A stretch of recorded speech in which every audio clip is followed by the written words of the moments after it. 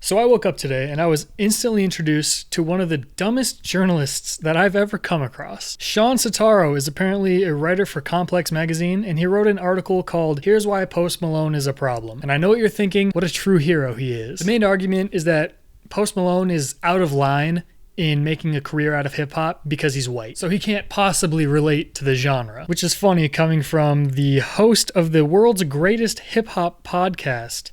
But how are you never mind. He's got a few reasons behind his hatred for old Stony Maloney, so let's just jump headfirst into this steaming pile of garbage, eh? Malone embraced hip-hop from the beginning of his career, except for when he didn't and when he played in a metal band, but that doesn't really fit my narrative, so we're just gonna brush past that. He rapped, collaborated with rappers, used rap slang, and selected trap drums to soundtrack his beats. Non-believers, there ain't none. I even make the bitches I rap come. He then references White Iverson and Rockstar to somehow back up these claims. White Iverson was the first song that Post ever put out. So to insinuate that he's building a career off of stealing what black people have been doing, it doesn't make any sense. He got a lucky break and he immediately let it be known that he didn't want to be put into that genre of music. But Shawn's a little slow, so he called this running away from rap. He says, right as White Iverson hit, Malone declared, "I'm not a rapper, I'm an artist," as if they were different.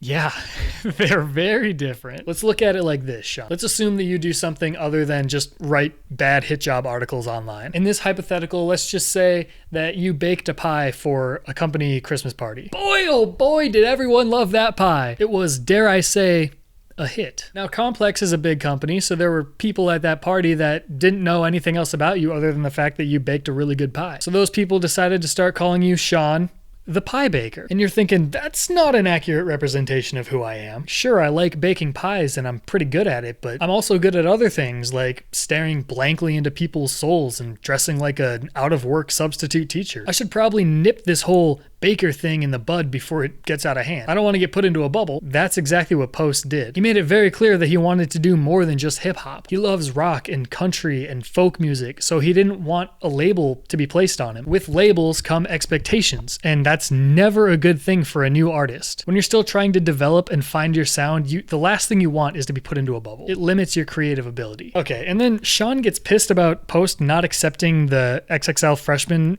invitation. It's really a lose-lose for this poor kid right here. Post accepting that spot would have been like if Sam Hunt would have accepted a spot because he raps sometimes in his popular songs. So Shawn then goes on to say that people listen to Post's music basically because it just sounds like everyone else who's already in the game. Nope. It's like you haven't listened to any of his music other than the popular stuff. His hottest song lately is an alternative breakup song.